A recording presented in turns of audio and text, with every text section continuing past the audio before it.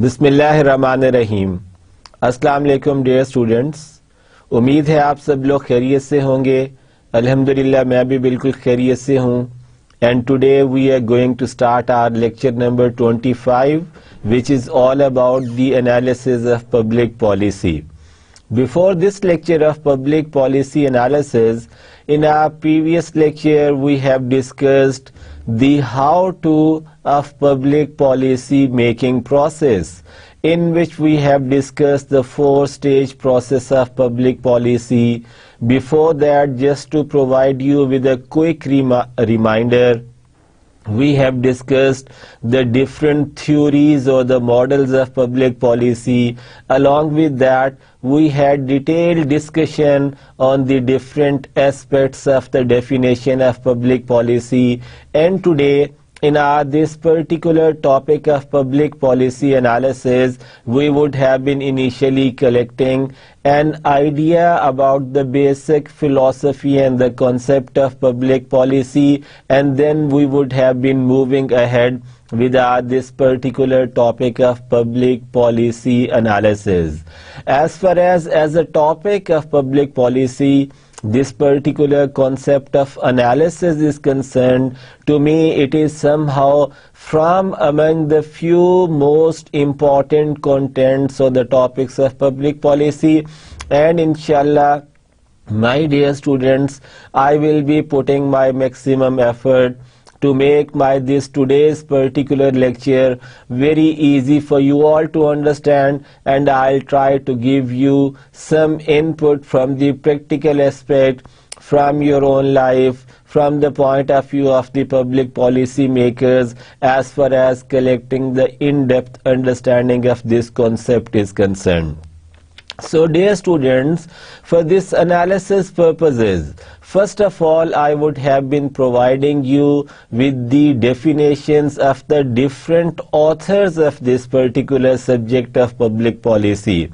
For example, if we talk about J.A. Anderson, who has contributed this concept in 1975, he said that public policy is a purposive course of action followed by the government in dealing with some topic or matters of public concern. ये वही बात mister J Anderson ने की जो हमने Thomas Dye की definition of public policy में पढ़ी. Now if we talk about the definition contributed by Mr. D. Easton, he has contributed this concept in 1953, and according to him, public policy is an authoritative allocation of values for the whole society. So from the individual point of view, he has come up with the extended opinion of the whole society. Then again, the most famous author on the subject of public policy, Mr. Thomas Dye, in 1978 has provided us with another definition of public policy, which says that public policy is whatever governments choose to do or not to do otherwise.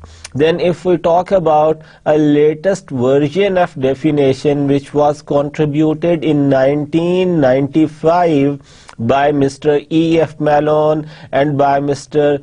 Chokaran, they said that public policy consists of all political decisions for implementation programs to achieve societal goals. So this is how we would have to talk about the different aspects of public policy.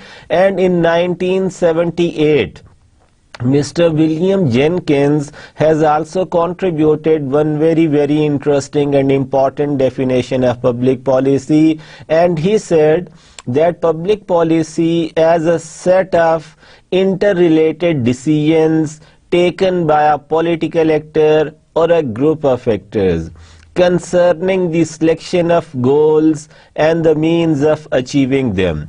कि ये कुछ political actors या group of political actors मिल के जो एक decision लेते हैं about some गोल और उस गोल को अचीव करने की जो मेथोडोलॉजी के बारे में डिस्कस करते हैं of achieving them within a specified situation where those decisions should in principle उसूली तौर पे be within the power of those actors to achieve कि जो उनके अपने concerned scope के अंदर रहते हुए उन्होंने achieve करने होते हैं.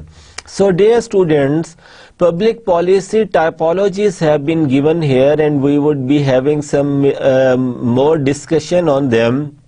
As per Mr. Malone and Chokharan, who have contributed this concept in 1995, as per as the justification of that, the point 1.1 which has been shown to you in this slide talked about the patronage and the promotional policies. As far as patronage or promotional policies are concerned, they are actually concerned with as those government actions that provide incentive for individuals or corporations to undertake activities they would only reluctantly undertake without the promise of a reward. These can be classified into three main types: subsidies, contracts, and licenses. Now, as far as 1.2 typology is concerned, is it about the regulatory policies, as those which allow the government to exert control over the conduct of certain activities, which also includes negative forms of control. They also include environmental pollution, civil and criminal penalties, consumption of tobacco products, alcoholism, consumer protection, and employee health and safety related issue. 1.3 Redistributive policies. Redistributive policies are focused on those areas which control people by managing the economy as a whole. The techniques of control involve fiscal, meaning tax, and monetary, supply of money related policies.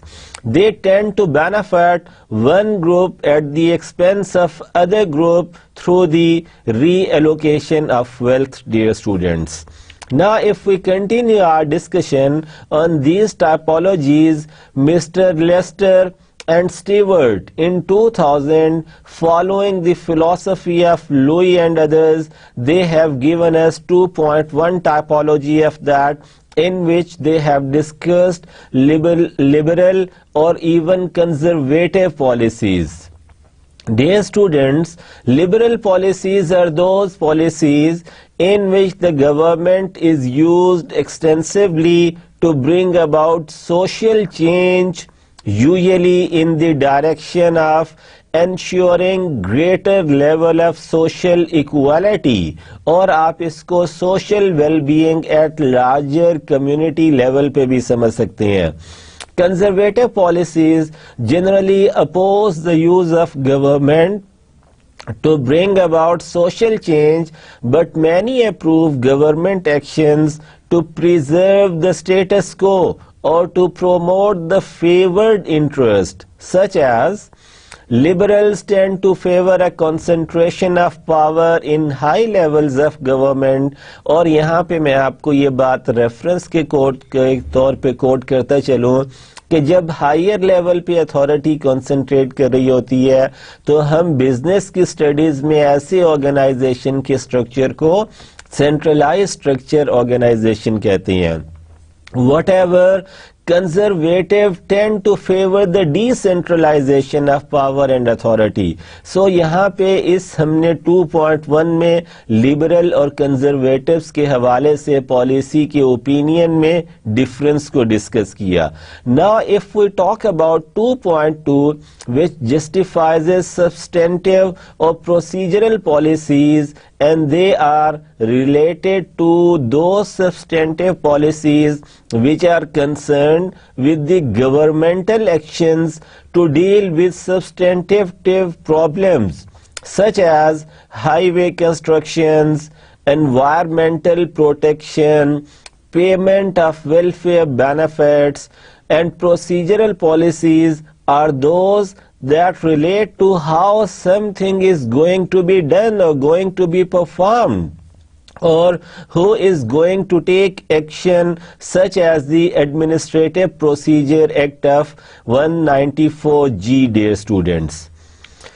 So along with that, we also have in this 2.3 material or symbolic policies. Material policies provide concrete resource or substantive power to their beneficiaries actually, or otherwise impose real disadvantage on those adversely affected.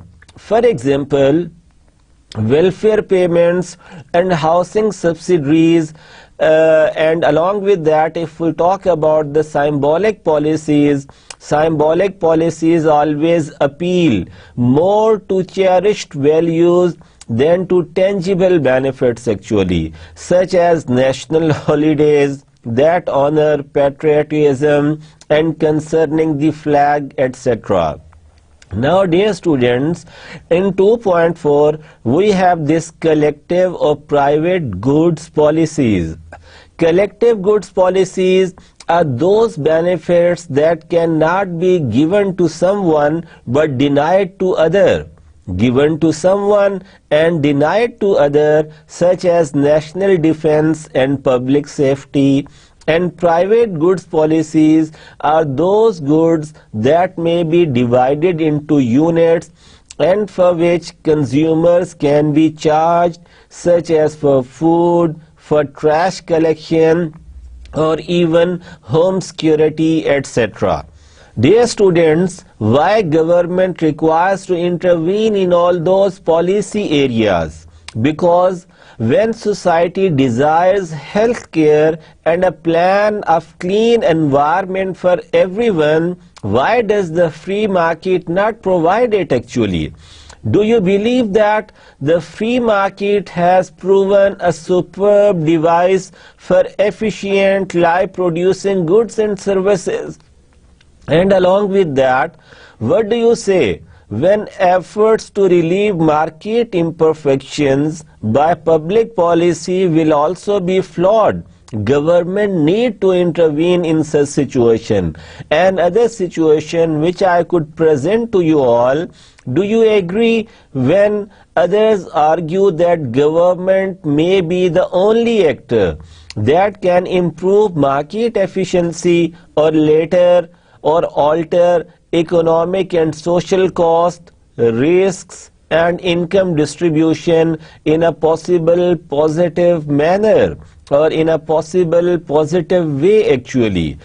As per D.L. Wimmer and A.R. Vining, as their contribution given in 1999, they said that greater equity into the distribution of economic and political resources should be viewed as only necessary condition for appropriate government interventions. So dear students, now as far as the market and government failures are concerned, from this public policy analysis point of view, I would like to quote you few examples which were contributed by D.K. Gupta in analyzing public policy taken from 2001. Few of the examples of market failure. Number 1, lack of competition. Number 2, barriers to entry and exit the market. Number 3, restricted flow of information. Number 4, externalities and social cost. If it would be high, it will be causing market failure. And number 5, rising service cost would be another important factor of market failure regarding public policy.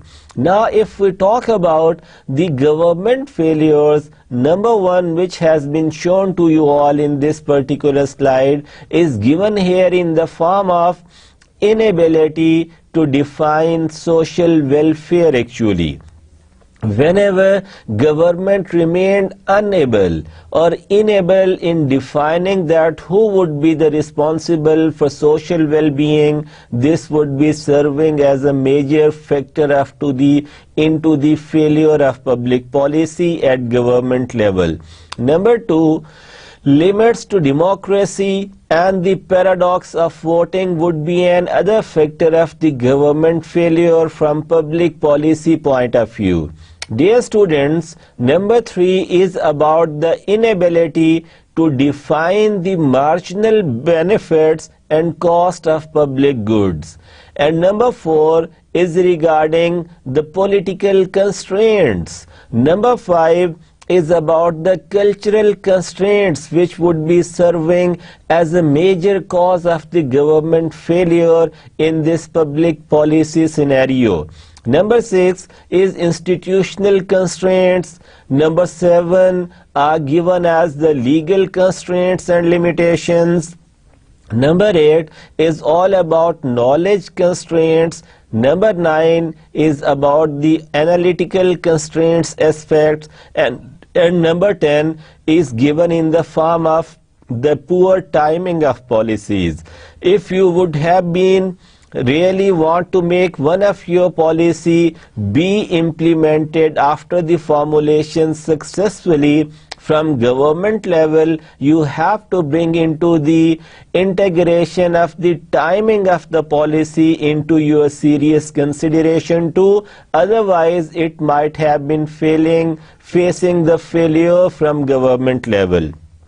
Dear students, what public policy analysis is all about? As per Mr. Cohen and Mellon, those have contributed in 1995, they said that public policy analysis actually describes the investigations that produce accurate and useful information for decision makers.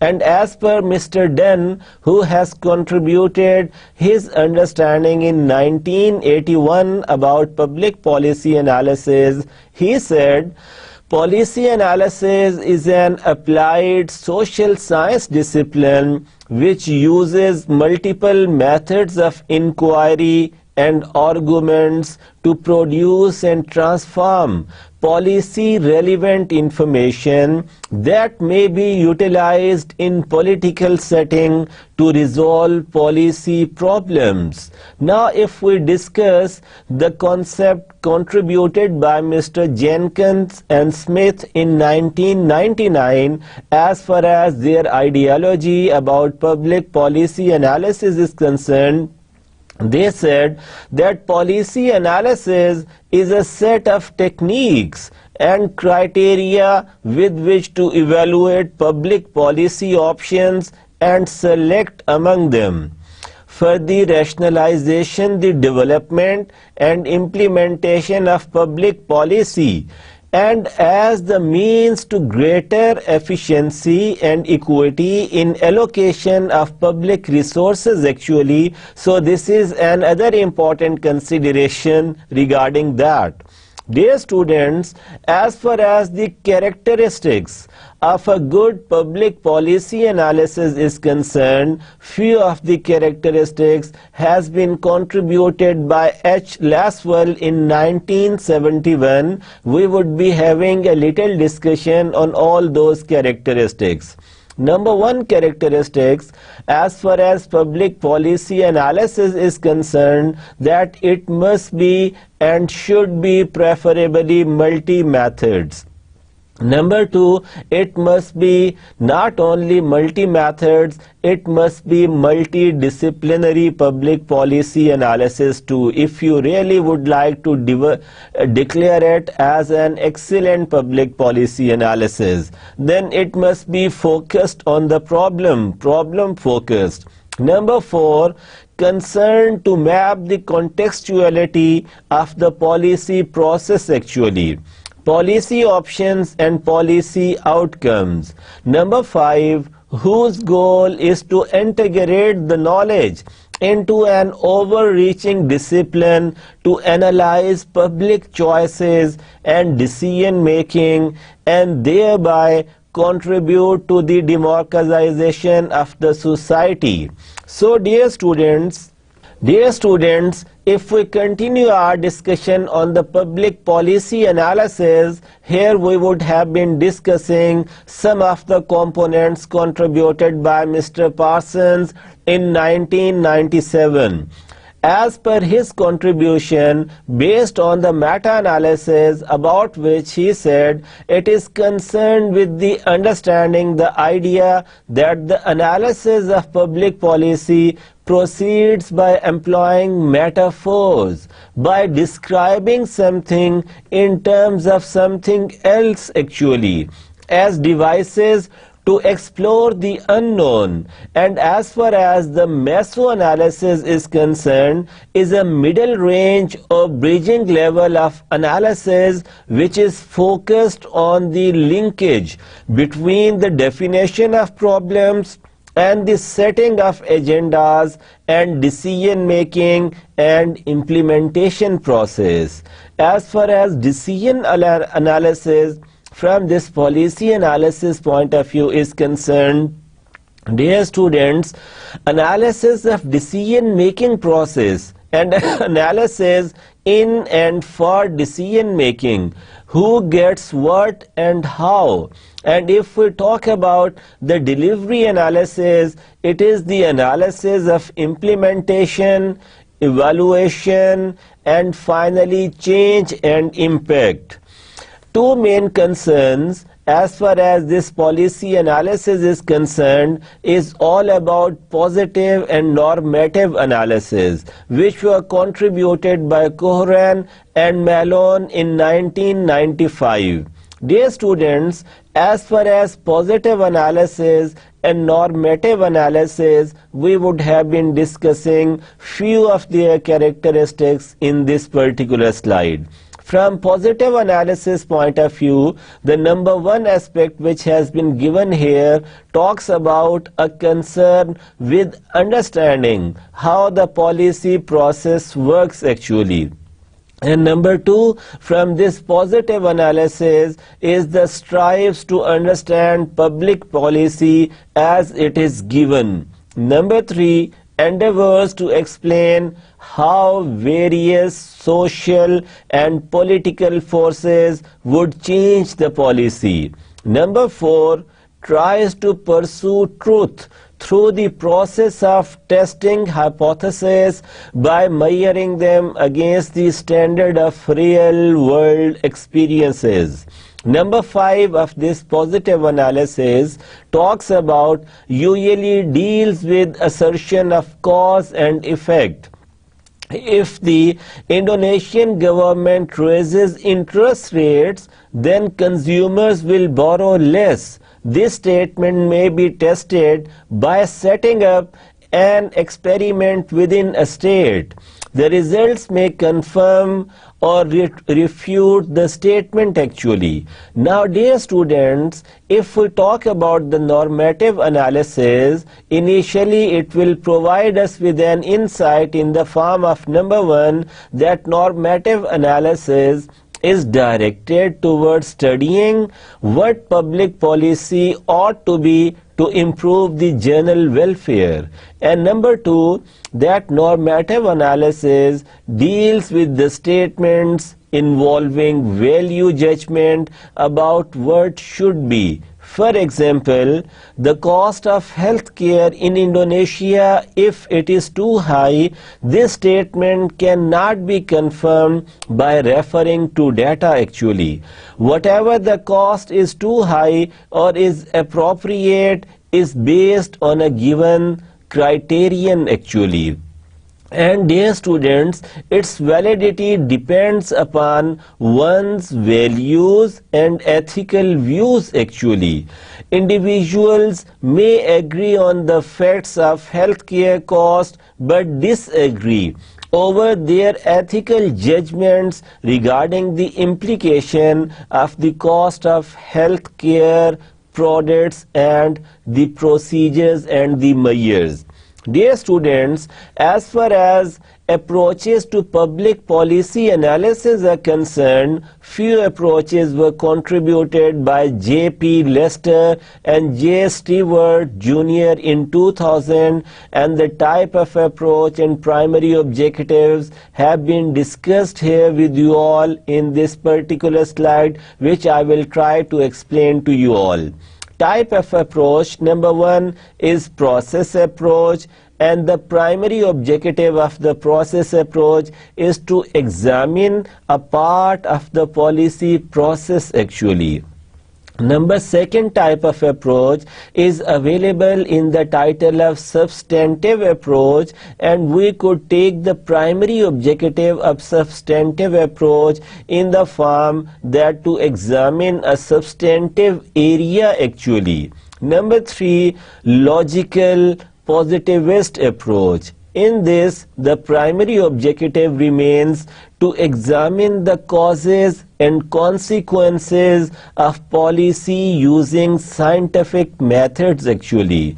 Now, number four type of approach is econometric approach, and the primary objective of this econometric approach would be to test the economic theories actually, dear students. Now, if we talk about the fifth type of policy, which is about phenomenological positivist approach, and the primary objective of this positivist approach is to analyze events through an intuitive process actually.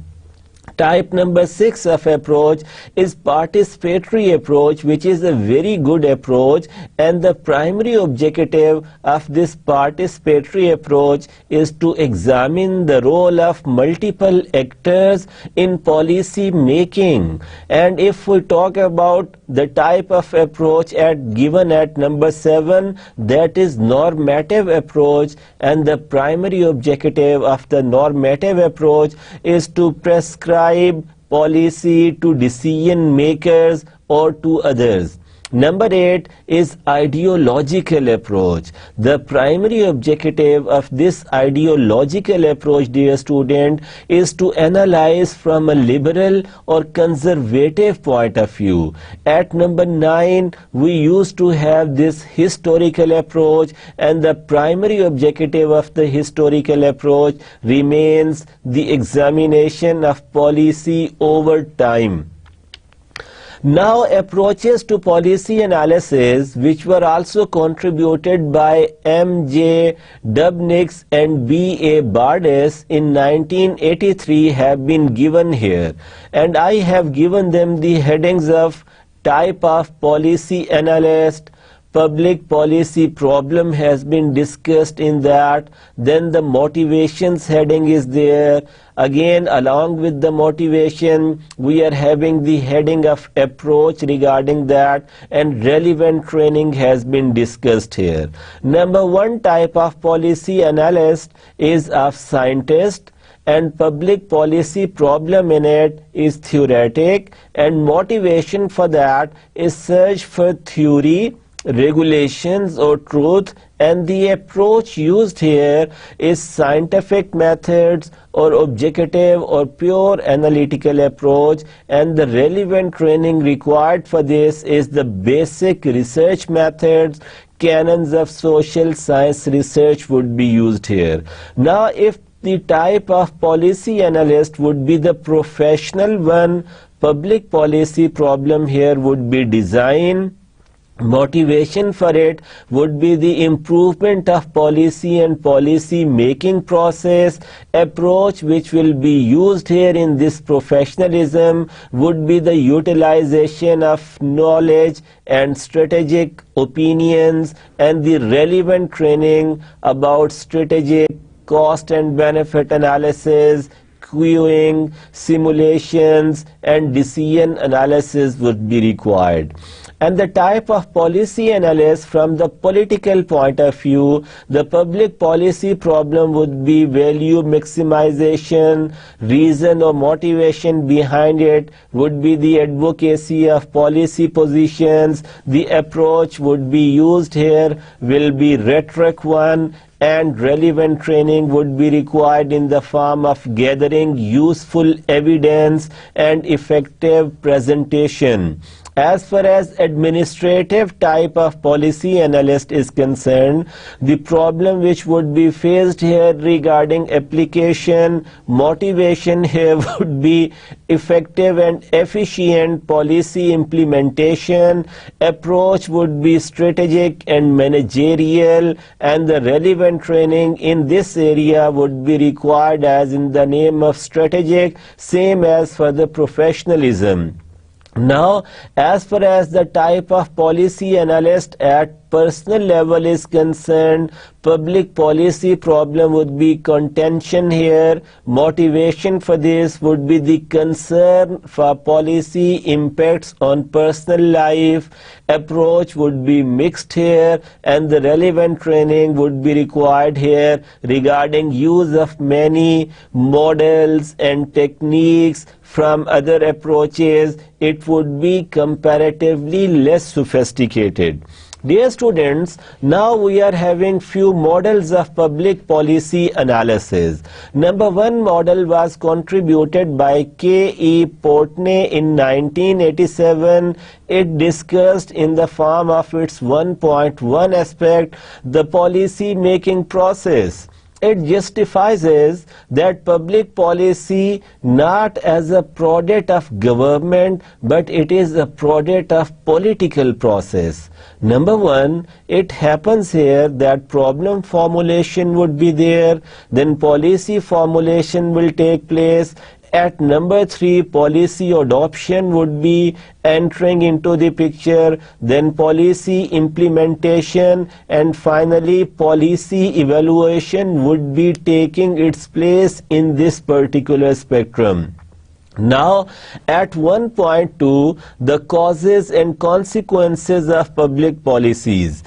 The focus is on either intended or unintended impacts of governmental decisions or non-decisions, the results of government actions or inactions. Number 1, in the form of public policy inputs. Number 2, policy conversion process. Number 3, public policy outputs. Number 4, public policy outcomes. Number 5, public policy feedback. And from here you will have to go back to number 1. At 1.3, as far as public policy prescription is concerned, it attempts to use a variety of economic, mathematical, and computer science and operation research techniques to systematically help us answer the question, what policy should be pursued in the future, and often attempts to find ways of making policy a more rational process, and mostly never deals with the issues directly but to prescribe ways or improving the policy making process. Dear students, as per D.J. Palumbo, who has contributed in 1987, agenda setting, defining nature, size and distribution of problems. At number 2, he advocated problem definition, forecasting needs, defining your targets. Number 3, policy designs, decision analysis. At number 4, policy legitimation, opinion polls, surveys, etc. Then number 5, implementation for formative evaluation. At number 6, the impact of that in the form of summative evaluation. And at number 7, he has given the termination of that political feasibility analysis. As per J.P. Lester and J. Stewart, who has contributed in 2000, they said about agenda setting, policy formulation, policy implementation, policy evaluation, and then policy change and termination, dear students. If we continue our discussion on this aspect, then we would be finding the contribution given in 1984 from Hogwood and L.A. Gunn. They said that initially you have to decide, issue search or agenda setting. Then at number 2, they said deciding how to decide actually, or issue filtration. Then issue definition at number 3. At number 4, forecasting has been given. At number 5, setting objectives and priorities has been given. At number 6, different options available for analysis has been given.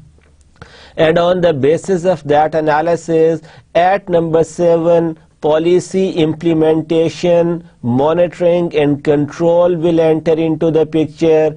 At number 8, evaluation and review will enter into the picture.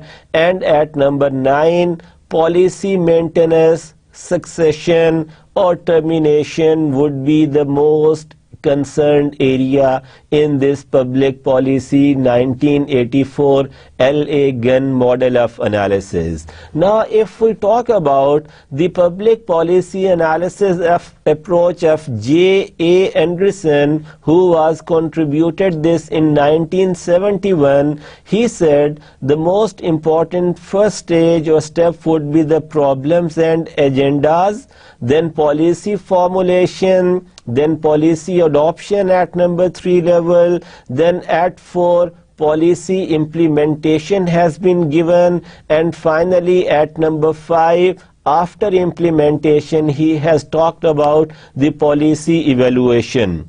Dear students, now if we talk about the scope of this public policy analysis, about which we have discussed the contribution of different authors or the experts of public policy, even we have discussed the characteristics of a good public policy analysis. And now if we talk about the scope of analysis from public policy point of view, scope just conveys us 3 very important interrelated stages. Number 1, policy formulation, which will be taking you to the next stage of policy implementation, and then it will have been making you take into your serious consideration the aspect of policy evaluation or impact of that policy which you have implemented in previous stage actually. Dear students, now as far as the policy cycle and the information cycle from this public policy analysis point of view is concerned, I will try to describe you all that on the basis of this public policy cycle in this particular slide. First of all, you have to talk about and to give importance to the problem definition. This problem definition would naturally have been taking you to the next step or the stage of policy design. On the basis of this policy design, you have to talk about the policy legitimation, which will be making you reach at the stage of implementation. With the implementation, you will be coming at the point to find out the impact of that, which will be making you now come at the stage of the termination of that. And for the next cycle, you have to set the agenda and relevant related, associated aspects to run your news cycle. In agenda setting, I try to explain you it in this way too, that in agenda setting you have to go for the definition of the nature, size and distribution and impact of the problem. It will be based upon your forecasting need and defining targets, which will also furnish your problem definition. In policy design, you always talk about the decision analysis, and as far as policy legitimation is concerned, it will come to you through opinion polls, surveys and relevant things. As far as implementation is concerned, it will making you keep in your focus the formative evaluation, and for impact you have to talk about the summative evaluation, and for the termination you have to talk about the political feasibility analysis too. I have collected this particular slide for you all from the source which has also been described for you all in this particular slide. Dear students, now as far as the agendas, alternatives and public policy as per J. Kingdon is concerned, we need to have an understandable look at this and his perspective. The agenda is the list of subjects or problems to which government officials and people outside of government closely associated with those officials are paying some attention at any given point in time. It will be serving as your main agenda. Now, dear students, if we go further with this Kingdon agenda setting model, it will have been conveying us few more aspects of this particular ideology. Number one would be the problem stream, in which we have to talk about the indicators, events, definitions, values, collective action, policy, entrepreneurs and awareness about the problem. This particular problem stream will have been take you to the policy stream in the next quantum, which will be about the alternative solutions, policy communities, hidden of practitioner emotions and all these things. Now, if we reach at the policy stream at number 3 quadrant, it will have been talking about the national mood, the public opinion, the electoral representatives and relevant areas. And finally, it would have been making you those streams are coupled with each other to make you available with the window of opportunity as far as predictable and unpredictable phenomena are concerned. Now, dear students, there are few important characteristics of the policy problem which were contributed by W. N. Dunn in 1981. The first important aspect of W. N. Dunn aspect of the important characteristics are given in the form of interdependent. He said policy problem is one area which is frequently affected by policy problem in other areas. In reality, policy problems are not independent entities. They are parts of whole systems of problems. At number 2, he said the subjective aspect, the external conditions that give rise to a problem are selectively defined, classified, explained, and then evaluated. Although there is a sense in which problems are objective, but they are typically interpreted in markedly different ways. Policy problems are mental artifacts that come about by transforming experience through human judgments actually. Then after that, if we talk about the artificiality of this particular aspect, This artificial aspect talks about that policy problems are possible when human beings make judgments about the desirability of altering some problematic situation.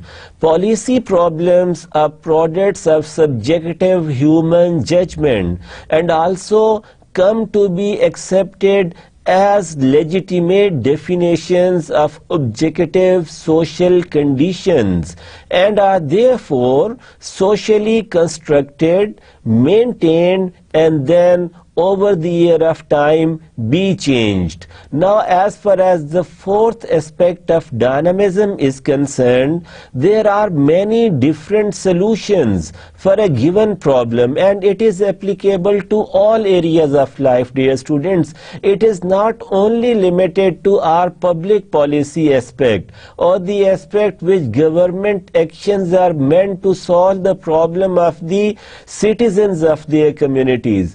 आप जिंदगी के किसी भी पहलू को अगर focus में अपने रखें तो हमेशा किसी भी काम करने के एक से कई ज्यादा तरीके अवेलेबल होते हैं. As there are definitions of the problem, problems and solutions are in constant flux, hence problems do not stay solved all the time. Dear students, as far as agenda setting process is concerned, as per Mr.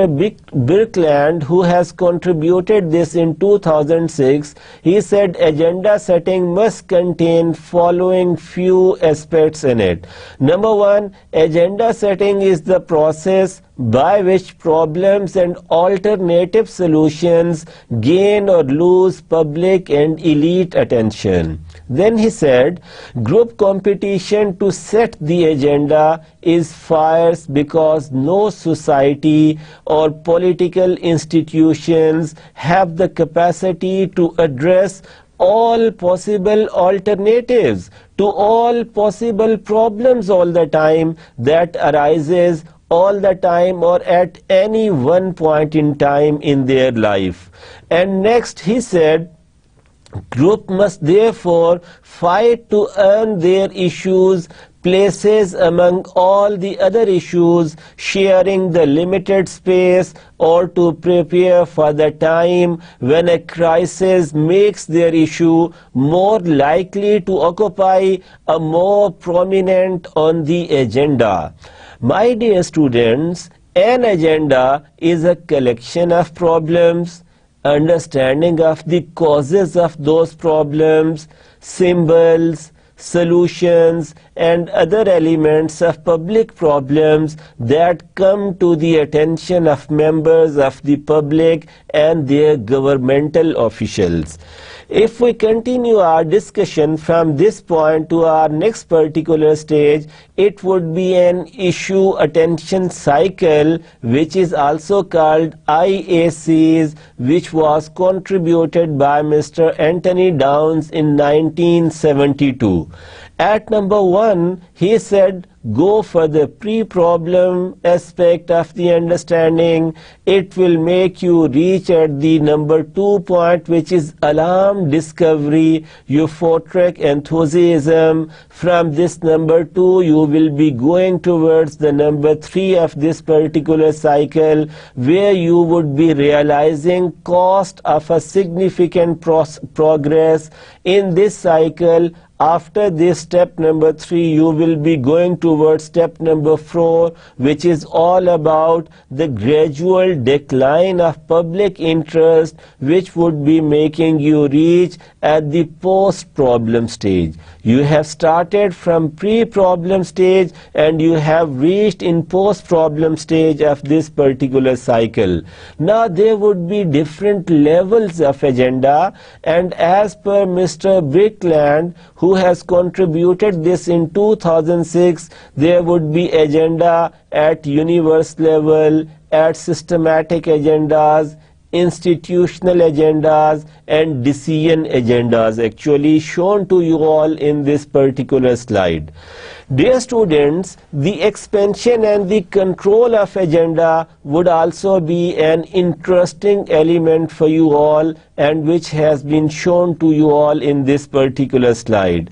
There would be systematic agenda and there is institutional agenda. Systemic agenda would have been including all issues commonly perceived by the members of a political community as meriting public attention of public authorities. And furthermore, in this systemic agenda, to get access to systematic agenda, an issue must have widespread attention or awareness, shared concern of a sizable portion of public, and then shared perception that it is a matter of concern to a public authority. Now, as far as the aspects of institutional agenda are concerned, explicitly up for active and serious consideration by the decision makers, and it includes also maybe an old item which is up for the regular review or is of periodic concern, or it may be an altogether a new item or any governmental formal aspect of it.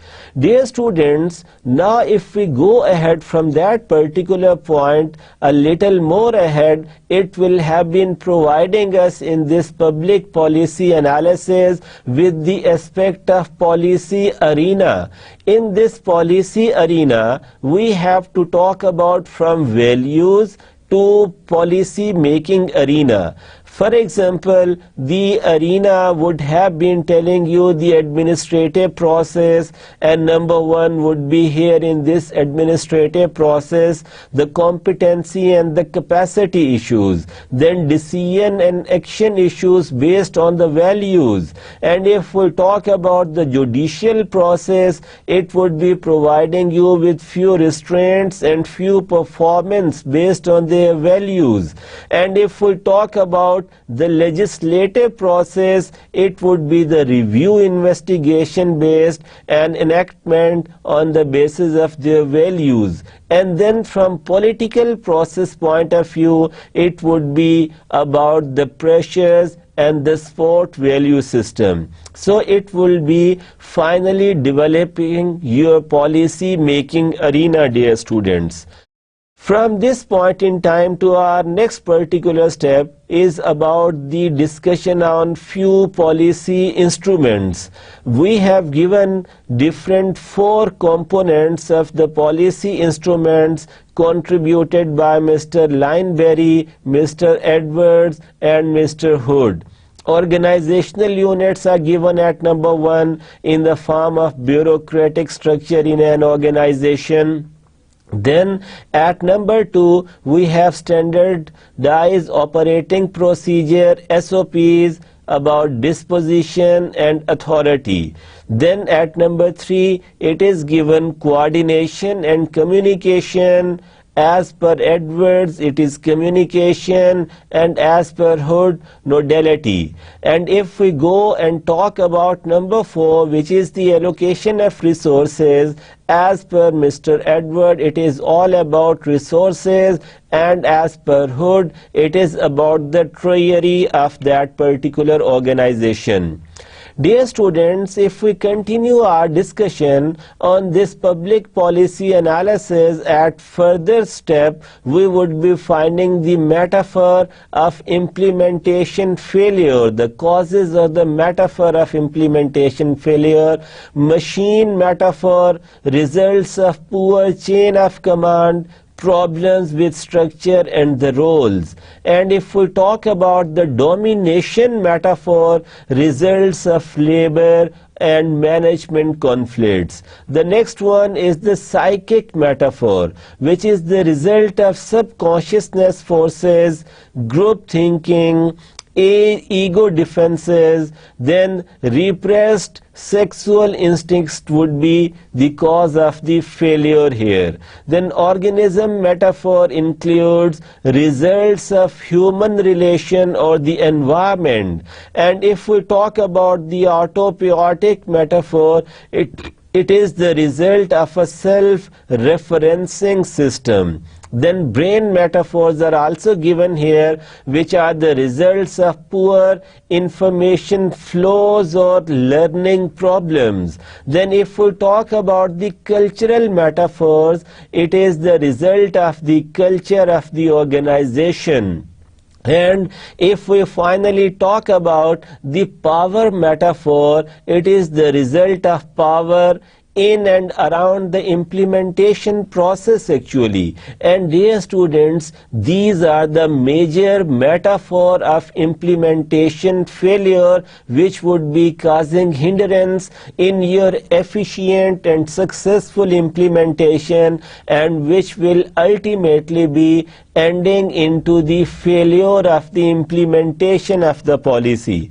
Dear students, now as far as the category of policy evaluation is concerned, as contributed by Mr. Howlett and Ramesh in 1995, they said that there are administrative category, then judicial category, and then political category has been given here.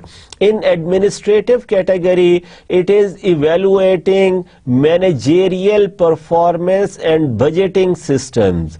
And if we talk about the judicial category, it would have been discussing the aspect of judicial reviews and administrative discretion actually. After that, we have the next category of the political one, which would be addressing the issues of consultation with the policy, subsystems, and even with the public. Dear students, who are going to be the stakeholders for this all public policy analysis?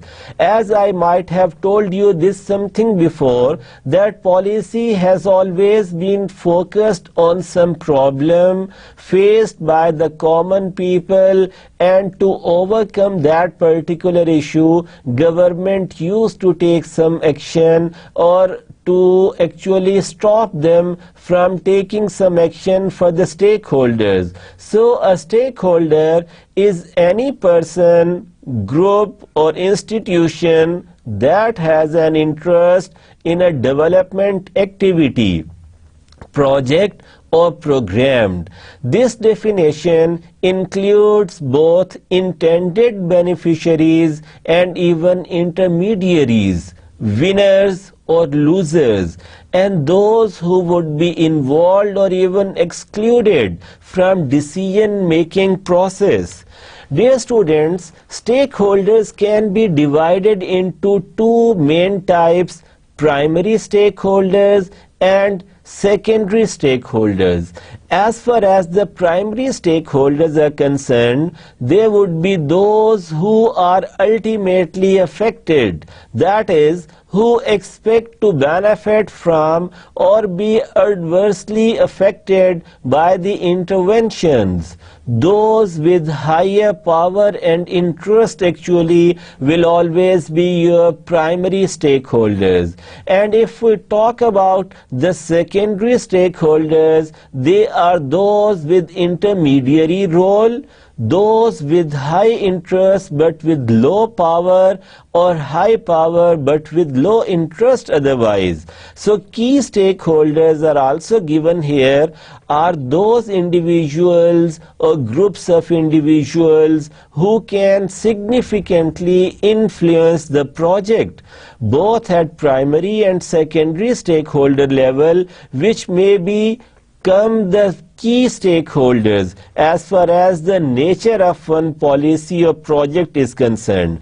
Dear students, as far as the analysis of stakeholders is concerned, a stakeholder analysis is a technique you can use to identify and assess the importance of key people, groups of people, or even institutions that may significantly influence the success of your activity or your project or your program.